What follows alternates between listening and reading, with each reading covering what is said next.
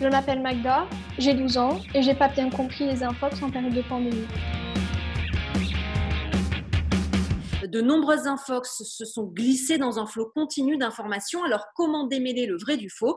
Cette semaine, nous sommes en ligne avec Roxane Obadia, coordonnatrice pour le CLEMI, c'est le Centre pour l'éducation aux médias et à l'information, dans l'Académie de Nice.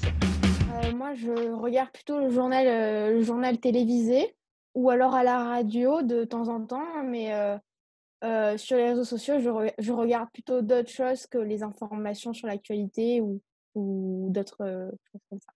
Pourquoi certaines personnes créent des infox sur un sujet aussi grave que le coronavirus? Pendant le coronavirus, l'OMS a distingué 4 grands types d'infox. Il y a eu beaucoup d'informations qui ont véhiculé des théories racistes. On a entendu, c'est de la faute des Chinois, la faute des personnes d'origine africaine. Il y a eu également des théories conspirationnistes religieuses. Il y a eu les sites commerciaux et puis il y a également toutes les infox de type médical. Je me demandais comment pouvait circuler une rumeur ou alors comment, une information pouvait devenir rumeur. Sur Internet, il y a des millions de messages tous les jours qui sont échangés, 41 millions, je crois, sur WhatsApp, 2 millions de snaps créés en 1 minute, 50 000 posts Instagram. Donc, vous voyez que ça peut aller très vite. Et c'est comme ça que circule cette rumeur, et notamment en ce moment sur ce phénomène. On est tous inquiets par cette épidémie, ce coronavirus. On cherche tous des réponses. Le confinement a fait qu'on a beaucoup plus de temps à passer sur les réseaux sociaux. Et tout ça, ça va être une caisse de résonance pour cette information qui devient épidémique. L'OMS a qualifié ce phénomène d'infodémie, donc comme une épidémie de fausses informations, et qui circule dans le monde entier. J'ai lu que les personnes noires attrapent moins le coronavirus que les personnes blanches.